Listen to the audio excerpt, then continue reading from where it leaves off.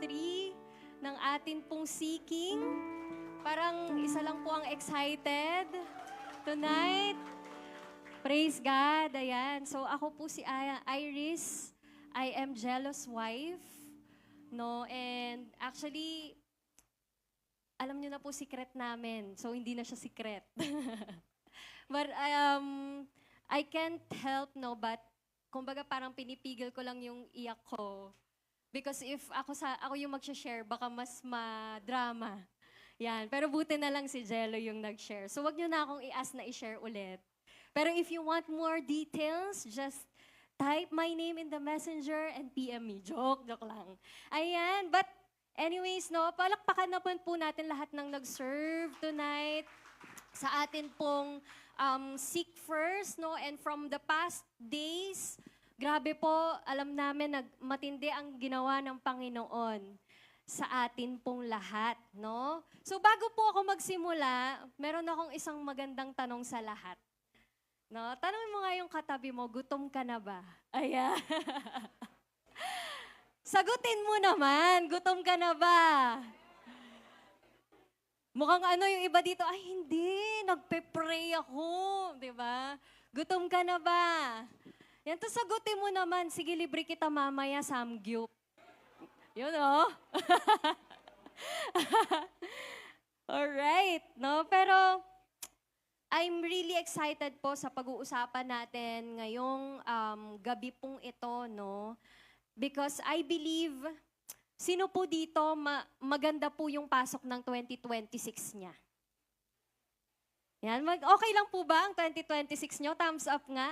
Sa mga nasa online natin, kamusta po ang 2026 ninyo? Pwede po ba kayong mag-type dyan ng emoji kung anong pakiramdam na feel nyo about 2026? Yan, okay lang po ba ang 2026 natin? How about kung tatanungin ko kayo, kamusta ang 2025 mo? Oh, bigla kayong napa-wow. Wow! Diba? Parang, oo. No? So, kamusta ang 2025? Masaya ba? Malungkot ba? Masakit ba ang 2025? No, so maybe some of us, no, pwede nating sabihin masaya ang 2025. And in fact, I am hopeful for 2026 because I believe God's gonna do great things for 2026. Amen. No, pero may ilan sa atin na talaga namang nasubok 2025, no? Matindi, nasaktan, nadurog, nawasak, di ko na alam. No, and you are coming or you are entering 2026 and you feel like, dapat okay na ako, 2026 na. But you know, tonight, I want you to see God on a different light. Na ikaw mismo kausap niya ngayon. Whether you are here, face-to-face, no, sa ating simbahan, or you are there online, streaming with us, listening with us, no, that God does not want you to rush putting the broken pieces back. But in fact, tonight, ito po ang declaration ko, no? Actually, kanina pa, kahapon pa, nung isang araw pa pinagpe-pray ko, niluluhod ko talaga sa Panginoon, that you will see God moving towards you. Na lumalapit po sa'yo, na merong kamay na gusto kang pagalingin. Amen. And I want us to study this word. Ito po magiging main text po natin for tonight. Psalm 147 verse 3. Ayan. Open your Bibles po, no? Sa Psalm 147 verse 3. Sabi po dyan, He heals the brokenhearted and binds up their wounds. Palakpakan po natin ang salita ng Panginoon. Come on, yung huling palakpak. Yung palakpak na wala pa pero pinagaling ka na ni Lord. Amen. Ayan. So, siguro just to give you a short background of this psalm, no, makikita natin sa buong Psalm 147 kung papaano si Lord ay talagang napaka mapag-alaga na Diyos. sa kanyang mga pinili, no, to the people of Israel. And you know what? In Psalm 147, it's actually a hymn of praise. Pasasalamat po siya. In fact, though mamaya, 'di ba, ang nag-focus tayo, broken-hearted, he heals the broken-hearted and binds up their wounds. Pero you know what, yung Psalm 147, pag titingnan niyo po yung kabuuan niya, yung panahon, kung paano po ito naisulat, actually nagse-celebrate po ang bansang Israel. Nung panahon po na sinulat yan. No, they are celebrating the power of God, the faithfulness of God, especially towards Jerusalem and Israel. Okay? So, sinulat po ito after the Babylonian exile. It was around, I think, 5th century BC. No, so ibig sabihin, imagine nyo ganito, no, galing sila sa pagkakaalipin, galing sila, no, sa pagiging api, no, sinaktan sila, ano pa ba? Minaltrato sila. Pero this time, yung Jerusalem po ay nire-rebuild na. Come on. So yung mga tao, no, from their captivity, bumabalik na. No, pumupunta na sa Jerusalem and they are celebrating because si Lord nire-restore na yung kanilang syudad. Grabe, no? Restoration pala, no? And then, yung mga tao ng Panginoon, ng bansang Israel, they are gathering already, no? And God is renewing the nation. So, sa madaling salita, di ba sabi ko kanina, ang background niya is it's a hymn, it's a praise, it's a thanksgiving. But do you know that Psalm 147 is not written in the season of comfort? Di ba parang, magdiwang na tayo, celebrate na tayo, nire-rebuild na ni Lord yung templo, yung Jerusalem, yung city. But in that season, they are not comfortable. It's actually the season of recovery for them. So may rebuilding po na nangyayari sa Israel, sa walls ng Jerusalem. But even, no, may rebuilding, may naaayos na, may naibabalik na sa walls. You know, the heart of the people are still recovering. So pwedeng it's a hymn, it's a praise, it's a thanksgiving, but the heart of the people are still being restored. Inaayos pa, no? Pinapagaling pa. No, even the walls are being restored. Yung heart po ng mga tao, they are still wounded. No? There is no complete restoration yet. Sabi mo nga sa katabi mo, wala pa. Wala pa, no? So ngayon, gusto kong tanungin yung katabi mo ngayon eh. Yan bang katabi mo mukha bang wounded yan o restored na? Mukha bang wounded yan o restored na? No? And dito, sa psalm po na ito, during that time, between ruined walls, and we hear this line, no, may binibuild na walls, pero yung mga tao, pinapagaling pa ng Panginoon, nire-renew pa yung hope nila, may pag-asa, babalik ulit, gaganda ulit, sasaya ulit. We hear this line. Let's go back to the verse. He heals the brokenhearted and binds up their wounds. So this verse tells us, bakit natin kailangang i-worship ang Panginoon? Di ba mas may bigat eh? Di ba mas may hugot ka para magpuri at magbigay pasasalamat, mag-celebrate sa Panginoon. And this is the reason, the very reason why they worship God.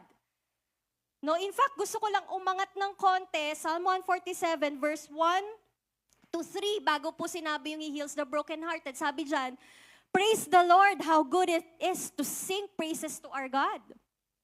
How pleasant and fitting to praise Him.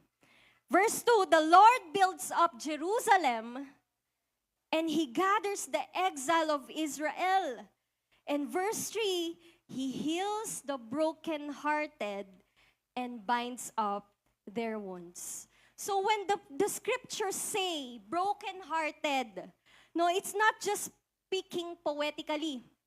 Na ay parang maganda tong word na to gamitin natin. Hindi. But it's actually speaking diagnostically. No, na para bang alam ni Lord, na scan na ni Lord anong kondisyon ng mga tao. Na okay, banda rito merong nasira. Dito naman, banda rito merong nabasag. Banda rito merong nasugatan ng puso. Hindi ko alam. No, but this is not, we're not just talking about here momentary sadness. No, na matapakan ng paa mo sa LRT. Aray, sakit. Nakakalungkot naman, namatay yung ko. Yung ano bang tawag doon? Hinliliit ko. No, it's not about momentary sadness, but I want to tell you this, it's inner fracture. No? Yung heart nila ay para bang, alam mo yun, yung matindi, pwedeng sumabog kasi hindi na nila kayang i-process. Kung gaano siya kasakit, gaano siya kabigat, gaano siya katindi, gaano siya kalalim. Naka-experience na po ba kayo ng ganun? Sino po dito aamin ngayon? Naka-experience siya ng ganun. Ako po, naka-experience ako ng ganun. Yung tipong gusto mong umiyak, wala ka nang maiyak. Di ba? Yung tipong hindi mo na alam pag tinanong ka, anong nararamdaman mo? Hindi ko alam. Di ba? May ganun eh. So parang ganun po. No, yung tao po na yung mga tao po ng Israel during that time, it's inner hurts that even them, it's hard for them to comprehend or to process. And sino dito? Nakaranas na siya ma-broken-hearted. No, meron ba dito last year, pinagpe-pray mo, sagutin na ako ng niniligawan ko, pero instead na yes, no ang naging sagot. Naku po. No? O kaya meron naman, hindi ka nakapasa sa exam. Sayang, konti na lang eh. 0.5 na lang, hindi ka pa nakapasa. O kaya naman ito, no, merong talagang tragedy sa pamilya, merong may sakit sa pamilya, pinagpa-pray mo gumaling. Pero instead na gumaling, 'di ba, yung result ng ultrasound or lab result, pwedeng hindi maganda, negative pa. O kaya may mga ilan sa atin, pwedeng namatayan tayo. 'Di ba? And it's not easy, hindi po siya madali. Ultimo nga, pagka may namatay yung alaga mong aso, di ba masakit? Sino dito yung mga pet fur mom, alam mo yun? Mga pet lovers. Huwag na tingnan yung katabi mo. No, hindi yan pet. Okay. No? Pero you know, that's kind of like something na nakakadurog ng puso. Tama ba? Na hindi siya masaya na pagdaanan. And all it will give you is just a broken heart. And you know, in this verse, yung broken-hearted po dito, na ibig sabihin po niyan, it means nasaktan niya ng malubha sa nangyari pong sitwasyon sa buhay nila. And you know what, no? If we will go to our present time, no, 2026, no? Meron po sa psychology, sa School of Psychology na dinidescribe kung papaano ito yung mga broken heart na sinasabi po dito. Sa modern times, it's like a trauma. Do you agree? O kaya pwede rin naman unresolved grief. No, na yung pwedeng namatayan ka 10 years ago, pero it's still there. Okay? O pwede rin, it's like an emotional injury. Na yung pain na yun, it doesn't just hurt once. Pero dahil sa sakit na naranasan mo, it changed how you think, how you react, and how you trust people. No? So ngayon, pwede i-break down lang natin saglit, no? Yung trauma po, it's this. No, anong definition po natin ng trauma dyan, no? As I was studying this, sabi po dyan, ang trauma, it's like a deep hurt that leaves a mark on the heart and mind even long after the event is over. No, so ibig sabihin, may mga pangyayari sa buhay natin na kahit na gusto mong kalimutan, nagmarka na siya. Ganun siya kasakit yung impact. No, na kahit na nangyari yan when you were 3 years old, when you were, 6 years old, or maybe 5 years before, 10 years before, even though it's not there, hindi na siya nangyayari, pero meron na siyang marka sa ating puso at sa ating iisip. Okay? Right? So kaya kung mapapansin nyo, let's say for example, no, may nakausap po ako, no, na hindi ko na napapangalanan because it's confidential, na pwedeng isang babae na ina-abuse siya ng kanyang tatay. And then, here comes his boyfriend na na-abuse siya ulit. Tapos, merong ulit lalaki na pure naman, Christian na to eh. Na alam mo, hindi kita sasaktan. Ibibigay ko sa'yo lahat. Pati yung SM. Gusto niyo ba yun, SM? No, pero ibibigay daw sa kanya lahat. Yet, it's hard to trust. Why? Because she has been abused for a very long time. No, pwedeng nagmarka. Ibang lalaki, pwedeng ba okay naman, maayos naman, pero nagmarka na eh. Mahirap na magtiwala. Okay? Naiintindihan niyo po yun? Next, punta naman tayo, no? Ano pa ba? Unresolved grief or loss. So, hindi lang siya isang event sa buhay mo or paulit-ulit na event na pwedeng makaapekto sa utak mo, sa isip mo. Pero it's another thing, no? Na pwedeng maging source ng broken heart, which is unresolved grief or loss. Alam niyo po, ang grief normal naman siya na maramdaman. Pero may mga tinatawag po na unresolved. Bakit? Kasi nung time na dapat umiiyak ka dahil namatayan ka, ang ginagawa mo, nag-basketball ka kasi ayaw mong masaktan. Or pwede naman din na imbes na, diba, binibigay, ang sakit, iniiyak mo, nandun ka nagko-computer, nag-ML, kasi gusto mo nang makalimutan. No, so may mga ganon, no, na pwedeng naka-experience ka ng may namatay sa family member, no, or may namatay kang kaibigan, o kaya nag-break kayo ng boyfriend mo, ng girlfriend mo, or pwede rin ba magkaroon ng breakup ang friends? No, dati mong kaibigan, kala mo best friend kayo for 2 decades, 3 decades, tapos biglang sabi niya, hindi na kita best friend, ayoko na sa'yo. Di ba masakit yun? No? Ano pa ba? No, na-disappoint ka kasi dapat, ito yung pinapangarap mo pero hindi naibigay sa'yo.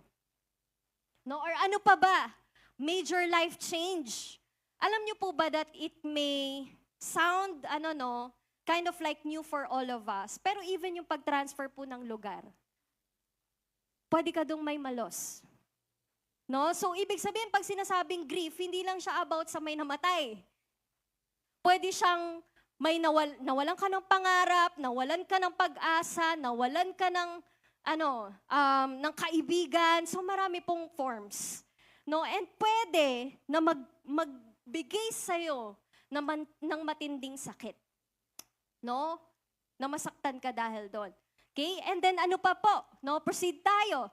Emotional injury. Ayan. So it is when something hurts you deeply on the inside na hindi lang yung kumbaga parang nasabihan ka lang na, ay, hindi na maganda yung suot mo ngayon. Hindi eh. Pero yung it cuts to the bones. No, yung talagang nakaramdam ka ng matinding sakit dahil sa sinabi sa'yo. No, so ibig sabihin pwedeng nagkaroon ng fracture yung self-esteem mo or yung self-worth mo.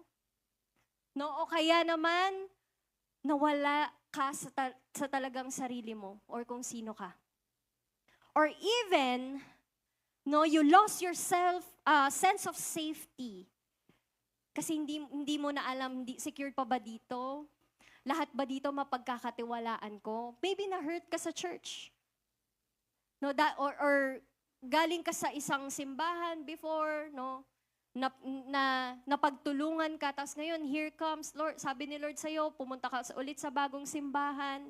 Tapos kasi doon, di ba, makakaramdam ka ng pagmamahal, na parte ka ng pamilya. And yet, alam mo na kahit gusto mong maramdaman na welcome ka, hindi mo ma-feel na welcome ka. No, hindi dahil sa simbahan, pero pwedeng dahil no, your sense of safety or your feelings about the church has been damaged. Okay, so that could be one, no, emotional injury. So ito pong mga bagay po na ito na actually marami pa. No, kung lalahatin ko po, gusto niyo po ba mag-extend tayo mga 5 hours? Gusto niyo po? Yan.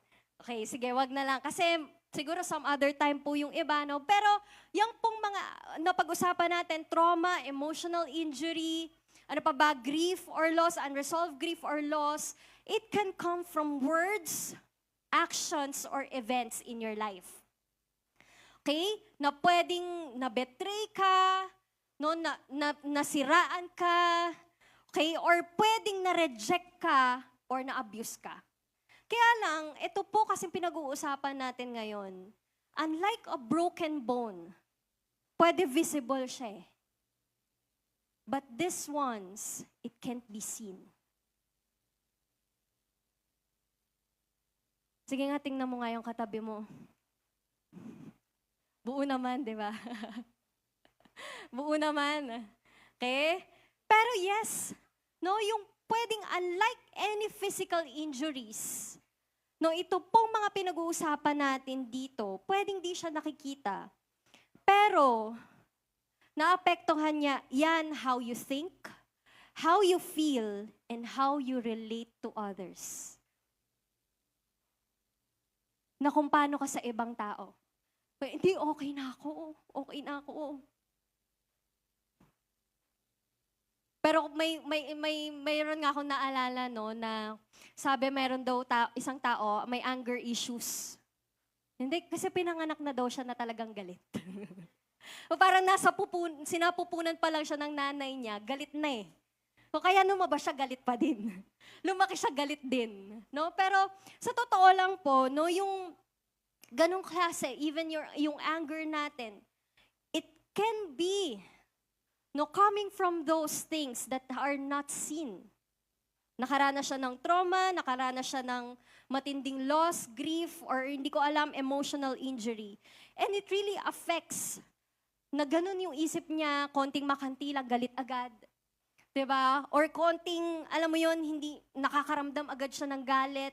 And it's hard for him or her to relate to other people. Because that yung mga bagay po na pinag-usapan natin, it leaves a scar in the heart. That's why it's hard to trust, to love, or to feel joy fully. Kaya nga, minsan may mga naririnig din po ako, nagsaserve kay Lord. In fact, lagi sa church. Pinagpe-pray lagi, Lord, gusto ko to have joy serving the Lord. Full joy. Punong-puno ng kagalakan. But, nagugulat siya kasi hindi niya daw maramdaman yung joy in serving the Lord. So mamaya, pag-uusapan pa natin yan. No? Ayoko na lang mamaya i-preempt. No? Pero yan, balik po tayo sa Psalm 147, verse 3. Sabi dyan, He heals the brokenhearted and binds up their wounds. So kung ganito pala na may mga emotional injuries, grief, or trauma, gusto ko pong sabihin sa inyo, number 1, ito po, punta na po ako sa point. Number 1, that God heals the broken. Verse 3a, He heals the broken-hearted. And you know, in yung heal po na word dyan, in original Hebrew, it is Rapha. No, sabihin nyo nga po, Rapha. And it's the same Hebrew po na ginamit ng Diyos para ipakilala yung kanyang sarili bilang Jehovah Rapha in Exodus 15 verse 26. Na sinasabi po doon, I am the Lord who heals you. Wow! So meaning, yung broken-hearted dito, hindi lang to ibig sabihin, disappointed nga. No, pero it means, kung ikaw naranasan mo na nadurog ka, nawasak ka, nasira ka on the inside, this is for you. Para po ito sa mga tao na sasabihin nila nagmahal ako, pero at the end of the day, naubos ako sa pagmamahal. Nagtiwala naman ako, pero at the end of the day, naloko ako eh. Actually, nag-pray naman ako. Pero bakit ngayon nagsasuffer pa din ako? Amen! Sa mga totoong Kristiyano, sabi ng amen. Parang ako lang Kristiyano dito, no? Ako lang yata nagsasuffer. Lord, spare me. Joke lang. Diba? So yung text po na ito, it assumes something powerful, that God heals the broken-hearted. So ibig sabihin po, no, si Lord, yung pain na meron ka, hindi niya po minamaliit. In fact, gusto ni Lord pinapangalanan. Kung sa atin, gusto natin i-ignore, si Lord gusto niya pangalanan mo, nak. Masakit ba? Anong klaseng sakit? Maraming sakit eh. No, so yung psalmist po dito does not say na pinapagalitan ni Lord yung Israel kasi broken-hearted sila. Hanggang kailan ba kayo magiging broken-hearted? Hindi. In fact, nung sinabi po ito ni Lord, it's like signifying na hindi ko binabypass yung nararamdaman mo at nararanasan mo. He says God heals them. Alam niyo po, marami pong verses or characters in the Bible ang nakaranas po ng broken heart. No, kung iisa-isahin natin, marami po sila. Pero there's one, no, si Nehemiah. Nehemiah 1:3-4, di ko na po babasahin, nandyan yan. Pero alam natin how the ruined walls, di ba, gave Nehemiah a big, dagok sa puso niya. Bakit sira? Ba't wala kaming walls? Di ba? And then si David din. No, broken-hearted siya dahil nagkaroon siya ng isang matinding kasalanan sa Panginoon. At hindi niya alam paano siya babalik. Okay? Hindi niya po alam paano siya babalik sa Panginoon. Okay? Now, sige po. Okay. Pagkatapos ni David, sino pa po maaalala natin? Si Hannah. No, he was broken-hearted for so long because she was barren. At gusto niya pong magkaroon ng anak. No, so marami pa pong iba, si Jeremiah, marami pa po na Bible character ang nakaranas po nito ng pain, ng loss, ng suffering, ng trauma. No? And yet, hindi po sila pinahiya ng Panginoon. In fact, pinagaling po sila at ni-restore po sila ng Panginoong Diyos. Pwede po ba nating palakpakan si Lord doon? Kung tayo po ay naniniwala doon. Now, I want to speak to all of us here. Maybe you are here, you are functioning, but inside you are fractured. May sakit. May durug eh. May wasak. And God is not asking for all of us to pretend na buo tayo. Hindi, worship team ako. Kailangan buo ako. Leader na ako. Hindi pwedeng wasak. Hindi pwedeng basag. No. God is not asking all of us to pretend that we are whole before He helps us heal.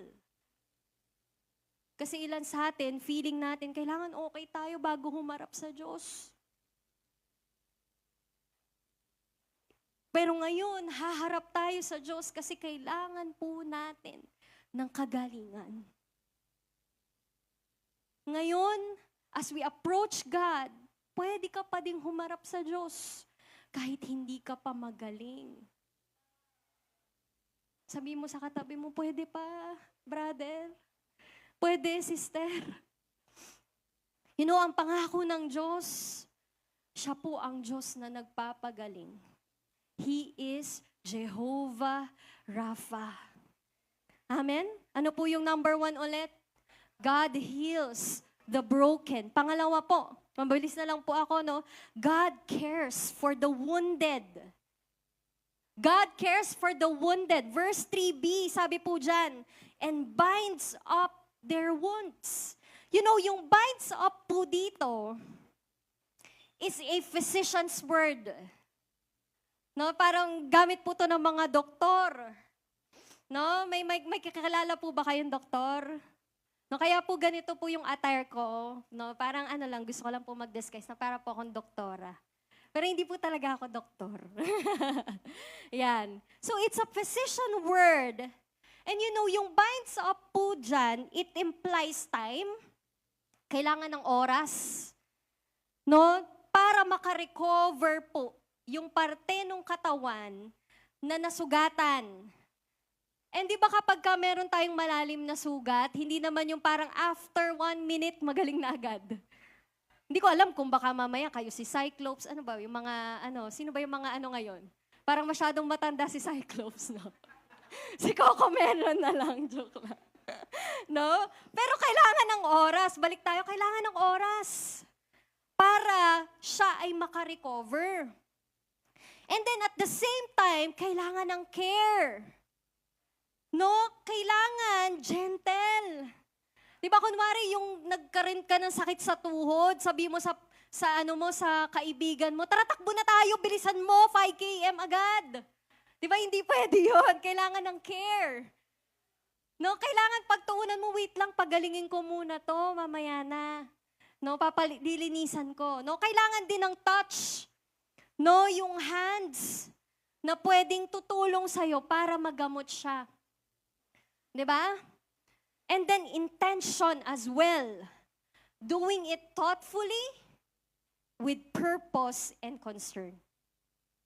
So yun po, no? Kailangan ng time, care, touch, and intention. So, ibig sabihin po pala, yung binds up po dito, it means you care for someone. It means tending to someone carefully and patiently so healing can happen. Hindi lang po ito, yung binds up po dito, hindi lang siya sinasabi na hindi kailangan ma-fix natin yung problema. Mag-move on na tayo. Hindi po ganun. But it means tending to someone carefully and patiently para po siya ay gumaling. Kaya nandyan pa po ba kayo? No, so parang ganito. No, nandyan ba si Ricky? No, parang ganito, no, na kunwari nandyan si Ricky. Ricky, doon ka sa malayo. Dun. No, yan, kunwari si Ricky, nandyan siya, no. Tapos nandito ako. Ako si God, kunwari. No? Nasasabihin ko, Ricky, kunwari may sakit ka lang, ha? Diyan ka lang. No, pero parang ganito, no? Ano daw? Ricky, okay ka lang ba? Mukhang may, in Jesus' name, di ba? Ayan. Okay. So, hindi po siya ganito, no? Na parang, kunwari, ako si God, tas si Ricky nandun, ang layo, hindi mo maabot, tas sabihin mo lang, receive healing in Jesus' name.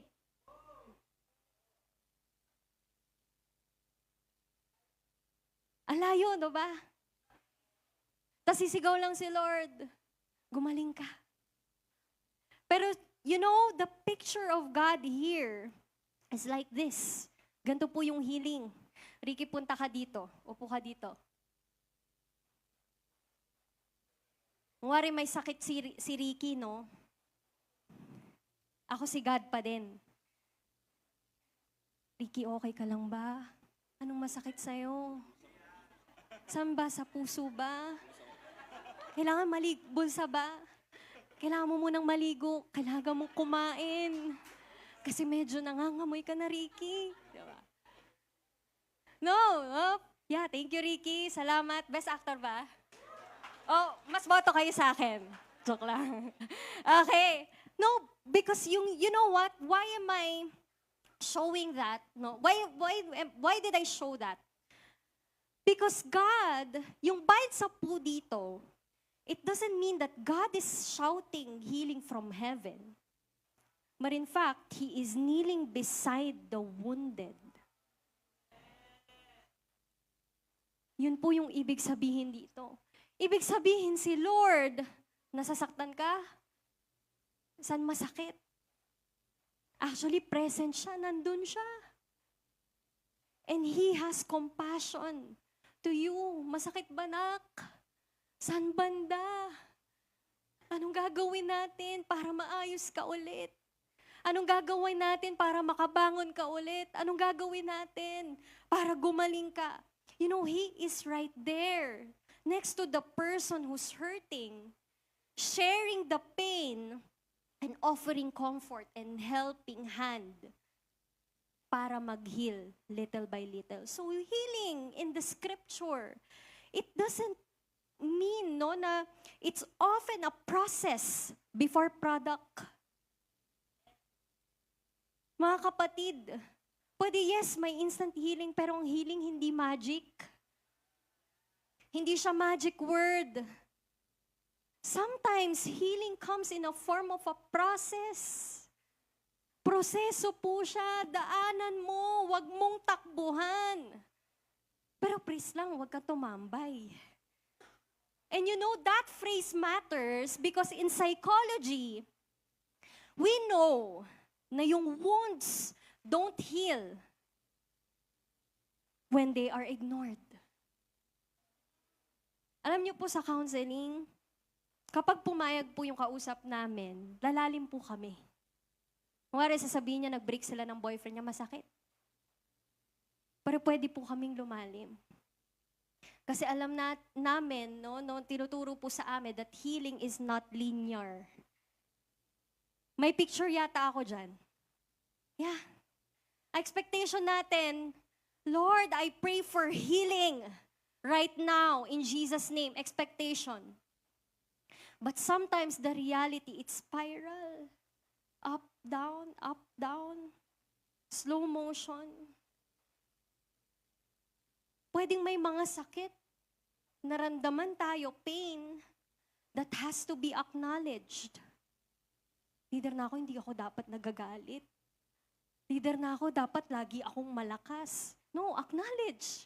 Sakit ba? Acknowledge it. And treat it carefully. Give time. And protect it from further harm. Protektahan mo. Kasi pinapagaling ng Panginoon. And you know, if we're gonna go back to the verse, this verse is not a promise that pain will disappear overnight. Umattend ako ng sick first namin, day 3, usapan healing. Actually, pwedeng may instant healing, yes, we believe that. But you know, some pain doesn't heal overnight.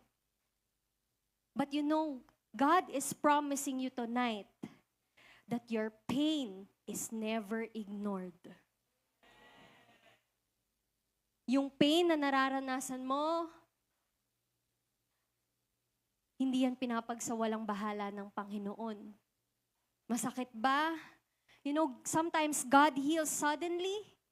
Sometimes God heals often, slowly, but always faithfully. If you're still hurting, tingin po kayo lahat sa akin. If you're still hurting, you're not faithless. Di ba sometimes we would hear that? Hindi ka kasi nagpe-pray eh. Hindi ka kasi nagde-devotion. Ang hina kasi ng faith mo. Kaya hindi ka pa gumaling-galing. No, you are not faithless. In fact, kaya ka nandito ngayon kasi may faith ka na gusto mong gumaling. Nandito ka ngayon, nagpe-pray ka, nagfa-fasting ka because you want healing, right? So you are not faithless. Okay? If you're still hurting, I want to tell you this, you are not forgotten. Umiiyak ka pa? Kasi masakit pa? Hindi ko nakalimutan yan. Yung iyak mo 5 years ago kasi namatayan ka, nawalan ka ng mahal sa buhay. Tapos umiiyak ka ngayon kasi naalala mo yung nanay mo or yung tatay mo. I want to tell you this, you are not forgotten. Pangatlo po, you are not finished. You know, some of us here, maybe God is still in the work of fixing what's broken. But it's not gonna be forever. God is not done yet. God binds wounds layer by layer. God does not rip the wounds open. Nak, gusto mo ng healing? Sige, nung sinabihan ka ng masakit ng classmate mo, sige, buksan natin yan. Sabihin mo lahat, hindi po ganon. But He does not rush the process. He binds them little by little, intentionally, gently, and wisely. Sinasamahan ka niya sa healing process mo. And sabi rin po ng Psalm 34 verse 18, the Lord is close to the brokenhearted and saves those who are crushed in spirit. He is near to the brokenhearted. Hindi po malayo ang Diyos natin. Aalagaan niya po tayo. Yung mga sugat na meron tayo hanggang sa ito ay gumaling. Amen po ba? Sasamahan ka niya sa breakdown moments mo. Sasamahan ka niya during your anxiety attack every 3 a.m. Sasamahan ka niya sa panahon na feeling mo mag-isa ka na lang. And I want to show you this picture. You know, this is a picture of the Good Shepherd binding up the wounds of a lost sheep. Na dinadala niya sa kanyang shoulder and bringing it back to the presence of God. Amen. So, ano po yung una? God heals the broken. Pangalawa, God, ano ulit, lakasan nyo? God cares for the wounded. Pangatlo po and last, God ultimately heals through Jesus Christ. Psalm 147:3 po finds its fullest meaning in our Lord Jesus Christ. Gusto ko lang din pong sabihin ito, no? Talon po tayo sa Isaiah 53 verses 3-6. Sabi po dyan, He was despised and rejected by mankind, a man of suffering and familiar with pain. Like one whom people hide their faces, He was despised, and we held Him in low esteem. Verse 4, surely He took up our pain and bore our suffering. Yet we considered Him punished by God, stricken by Him, and afflicted. But verse 5, He was pierced for our transgressions. He was crushed for our iniquities. The punishment that brought us peace was on Him. And by His wounds, we are healed. Verse 6, we all like sheep have gone astray. Each of us has turned to our own way, and the Lord has laid on Him the iniquity of us all. You know, this is a clear picture that this Jesus doesn't bind wounds. He takes wounds. Yung healer na tinatawag natin became or becomes the wounded one. Yung binder na nag-alaga sa atin at talagang gusto tayong pagalingin is bound. The whole one is broken. And that is Jesus Christ. Why? Tanong nyo sa akin, bakit? So that broken people could be made whole. Para mabuo tayo. Para mabuo ka ulit. Amen po ba? Now, our deepest healing is not emotional or physical relief. Nagumaling ka lang sa physical, sa emotions mo, but it's actually reconciliation with God. Because yung sin natin, right? Alam po natin lahat to. It breaks us deeper than circumstances ever could. Hindi lang naman dahil na trauma ka eh. No, or may nangyari sa'yo, may ginawa sa'yo eh. Pero minsan dahil din sa kasalanan, Kaya tayo nagkakaroon ng sakit. Kaya tayo nawawasak, kaya tayo nadudurog. And this is how God proves us that He is the great healer. Siya ang dakilang manggagamot. He became the broken one.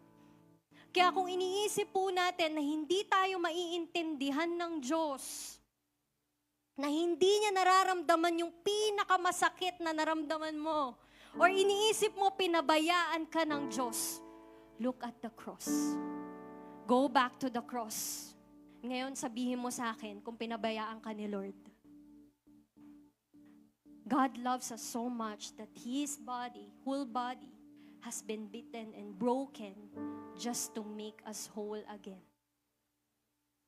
And before we pray, I just want to share with you 3 application. Mabilis lang po. Personally, gusto ko po, starting tonight, gawin po natin, apply po natin to, yung word na ito. It's like a challenge for all of us. Dali mo kay Lord kung ano yung broken. Tonight, as we pray, or maybe as you go to your secret places later, bring God what is broken, not what looks presentable. Huwag mo nang itago kay Lord yung masakit na part. Kung may durog, kung may hindi pa magaling, stop hiding kasi nakikita na yan ni Lord eh. But our act today, tonight, place it in the hands of God. That's our act of faith. Tonight, I pray and I declare na wala po sa atin dito magpe-pretend magaling na tayo. Amen. But we will trust God with what's still broken. We are all broken people anyway. Tama ba? Because nandito tayo. We are living in a fallen world. And even though declare mo ilang beses, we are healed, you are whole. Yes, there is wholeness in God. But at the end of the day, you can still be hurt. Hindi yan immunity. No? But trust God with what's still broken. Pangalanan mo ano yung masakit. Na-betray ka ba? Iniwan ka ba? Namatayan ka ba? May trauma ba? Na-abuse ka ba? Before, na paulit-ulit, kahit di mo na maramdaman yung memory na yon, masakit pa din. Name it, release it, and let the healer touch it tonight. Pangalawa, corporately, this is, yung church po, must be a hospital, not a showroom. Again, I want to repeat that. The church must be a hospital and not a showroom. Kaya pwede ba 2026, bawal na judgmental? Bawal na kataas ang kilay? Bawal yung nagmamagaling? Because yung church shouldn't be a place where the people look perfect. Or magsha-show off tayo, masaya dito kayo. No. It should be a place where hurting, broken, and struggling people can come and get help and healing. Right? Do you agree, church? Kaya kung ikaw nasaktan ka, nagsastruggle ka, broken ka, huwag mong hanapin yung solusyon sa alak. Huwag sa drugs. Balik ka na sa church, kapatid. Balik ka na kay Lord. Come to the one who binds wounds and don't wait until it stops hurting. Saka na pag magaling na. No?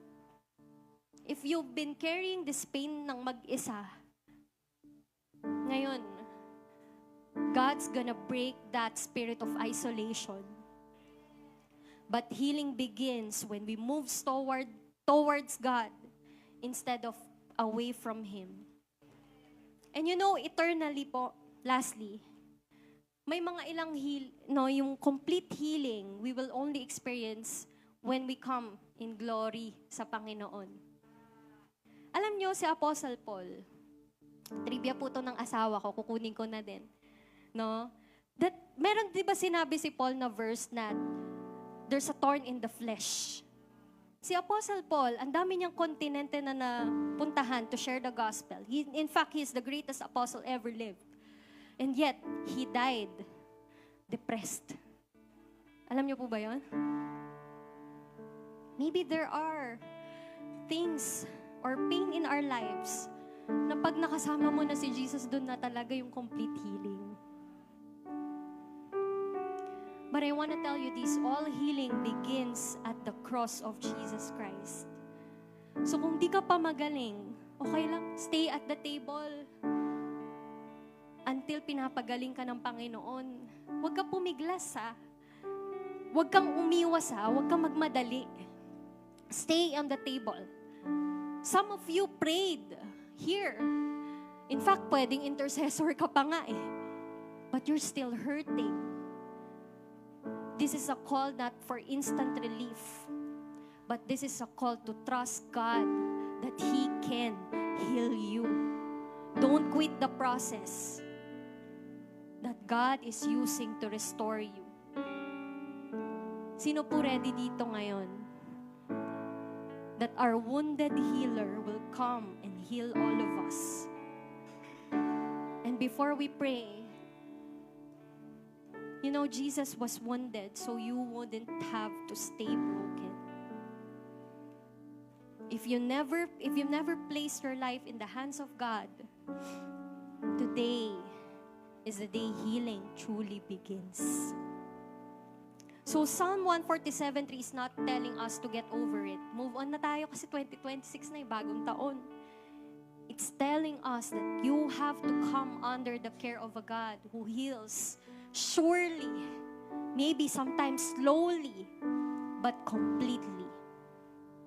Na yung Diyos na kaya niyang bilangin yung stars, ay yung Diyos din na kayang lagyan ng gamot, i-wrap yung wounds na meron ka. And the God who heals the brokenhearted, ay meron ding scars para ipakita sa'yo na hindi comfortable, God never heals us just to make us comfortable.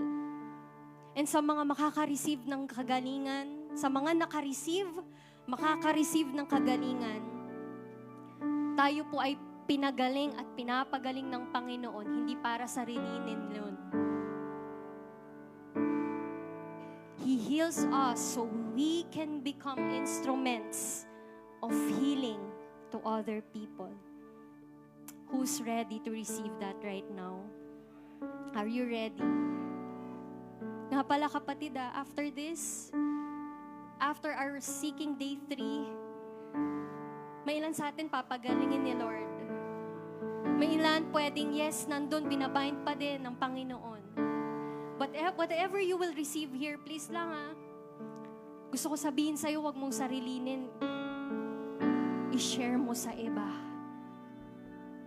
You know, our world is really broken, shattered into pieces, and they need also healing na hindi lang dito sa simbahan umiikot. Pero sa pamamagitan mo, pwede sila rin na makaranas ng kagalingan. Tatayo po tayong lahat. Or maybe, no, tonight, if you're carrying something that never healed, right? O kaya natutunan mo na lang itago yan. The altar of God right now is not for the strong. Hindi sa mga magaling na. But it's for the wounded who trust the healer. Tonight, bago po tayo mag-pray, we will worship again God. Diba dun sa Psalm 147, paano sila nagsimula? They praise God.